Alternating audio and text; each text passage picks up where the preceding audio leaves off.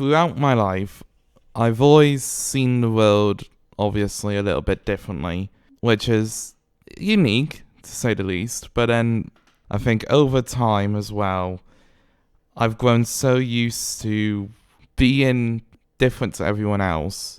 I've never really enjoyed the idea of being known as an autistic person. So I've always tried, not dissociated from that, but always tried to at least make my own identity.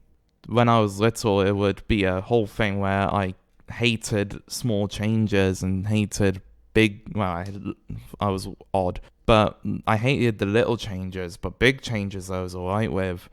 I hated noise. I was basically your stereotypical, what you would picture of an autistic person. But over time, I've grown to a point where I've watched everyone around me be a little bit more mature, and I guess I've kind of taken on those traits to the point where I don't actually do what I used to do.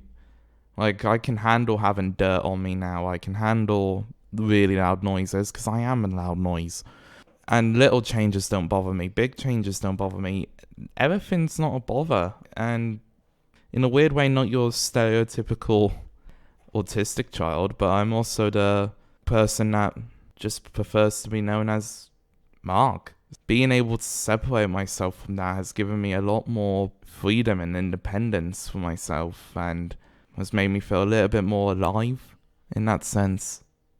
I want to talk about what actually shaped me to who I am. My family are a big help as well in that, where they did try their best to just try and adapt to me, especially my mother. But then after a while, it just became more easier for me to just start accepting the fact that there's gonna be all these things that I can't control. So after that, constantly being exposed to it kind of just became a part of me. I've grown to be a person that can fit in anywhere, which is somewhat weird, yes, but at the same time useful, because you're never gonna be lonely in that sense. I feel like my own person. I feel at peace and more at, and I think that that's something that we also need to teach a lot of people that do have autism, is to try and help them adapt if it's possible. Otherwise, they won't be able to evolve into a person that they could be. Really think adaptation is the best way forward with autistic children and just anyone in general, really.